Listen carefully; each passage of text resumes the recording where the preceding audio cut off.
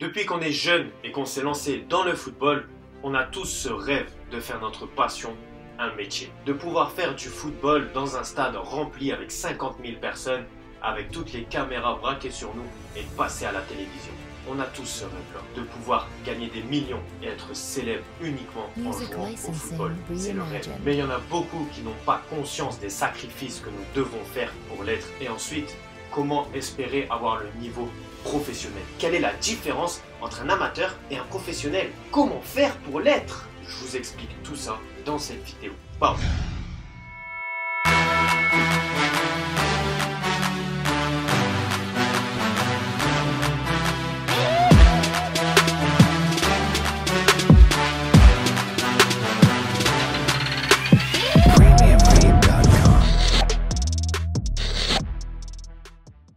Salut à tous les frérots, j'espère que vous allez bien. Si Florent DGB, vous êtes dans devenir gardien de but. La vidéo va être assez courte mais très instructive parce que je vais vous expliquer comment passer du footballeur amateur au footballeur professionnel. Quels sont les aspects que vous devez travailler, que vous devez changer pour pouvoir espérer un jour avoir le niveau professionnel. C'est pas donné à tous les gars, hein. On peut pas tous être footballeur professionnel, c'est pas possible. Il y a même pas 0,5% de tous les licenciés dans le monde qui vont devenir professionnels. Alors pourquoi ce 0,5? Ce sera toi.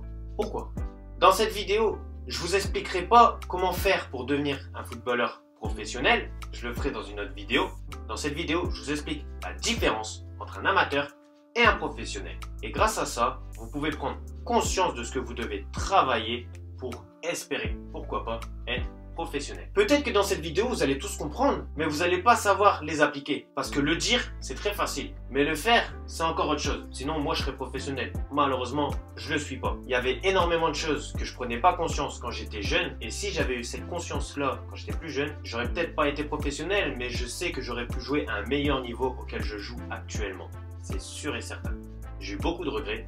Et mon objectif, c'est que vous n'en ayez pas. Alors c'est quoi cette différence? C'est l'aspect psychologique, le mental. C'est ce qui fait la différence entre un amateur et un professionnel. Dans le football amateur, si vous avez du mal à gérer votre stress, si vous faites un peu le pitre, etc., ça n'aura pas vraiment de répercussions parce que voilà, il n'y a pas de télévision, vous faites une erreur, après la semaine d'après c'est oublié. Mais dans le monde professionnel, vous n'avez pas le droit à l'erreur. Il y a des télévisions de partout, vous faites une erreur, les gens peuvent retenir ça pendant 3 ans, 4 ans, 5 ans, 6 ans, voire même toute ta carrière parce que on aura toujours ces images-là. Regardez le match Liverpool-Real Madrid, finale de la Ligue des Champions. Karius.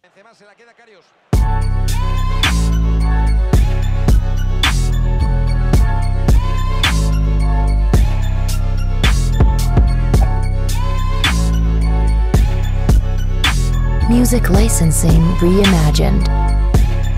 Ça fait 2 ou 3 ans c'est passé, je m'en souviens encore. Et lui, il doit s'en souvenir toute sa vie. Sa carrière elle est bousillée parce que finale de Ligue des Champions, il a fait 2 erreurs. Ça aurait été un match en football amateur. Bah voilà, on serait passé à autre chose. Mais là, c'est finale de la Ligue des Champions, c'est professionnel, c'est les meilleurs joueurs professionnels. On peut pas se permettre de ça. En plus de ça, t'es payé des millions d'euros, tu passes tes journées à faire du football, t'as tout ce qu'il te faut, préparateur mental, préparateur physique, nutritionniste, kiné, médecin, t'as tout ce qu'il te faut, t'as pas le droit à l'erreur. Donc, si vous avez cette faculté mentale à savoir gérer la pression, les caméras, le stress, à gérer les critiques, les insultes ne vous affectent pas et ça ne vous fait rien du tout, à être confiant et serein dans les buts, et si vous avez ça et que c'est inné en vous, vous êtes capable d'être un joueur professionnel. Si à chaque fois que vous faites un mauvais match, que vous allez regarder dans les réseaux sociaux, sur internet, dans les articles de journal,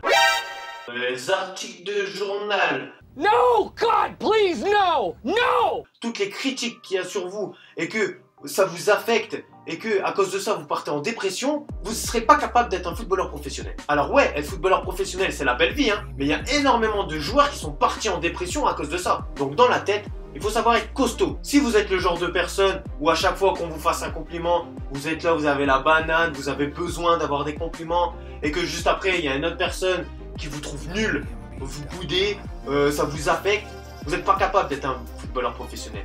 C'est pas possible. Que ce soit les compliments ou les critiques, ça ne doit pas vous affecter. Vous avez confiance en vous? Vous n'avez pas besoin de savoir l'avis des autres. Après voilà, ça fait toujours plaisir d'avoir des compliments, vous pouvez les garder, et tout ce qui est critique, Au niveau de la technique de balle, les gars, ça se joue à des détails. Il y a des gardiens amateurs qui sont aussi forts que des gardiens professionnels dans la technique. On sait tous faire un plongeon, on a les mêmes réflexes, la même détente. Voilà, ça se joue qu'à des détails. Mais ces détails-là, c'est ce qui fait la différence. Mais c'est quoi ces détails? Je dirais deux choses. La première, le positionnement que tu as sur le terrain. Suffit que tu sois un tout petit peu avancé. Ah, les joueurs professionnels, ils ont l'œil sur tout. Ils vont voir que tu es avancé, ils vont savoir te lober. Alors que si tu étais 2 mètres derrière, là, ils vont pas voir que tu es avancé et ils vont pas faire le lob. Donc tu vas pas te prendre ce but. Si par exemple, tu es trop en arrière et qu'il y a une longue passe, mais que tu es censé sortir et qu'au final, bah, t'es en retard parce que t'étais trop bas, ça se joue à des détails, les gars. Mais c'est pas le plus important. Le plus important, les gars, c'est le jeu au pied. À votre avis, pourquoi Ter Stegen est le meilleur gardien du monde? Pourquoi Ederson fait partie du top 5 des meilleurs gardiens du monde? Pourquoi Neuer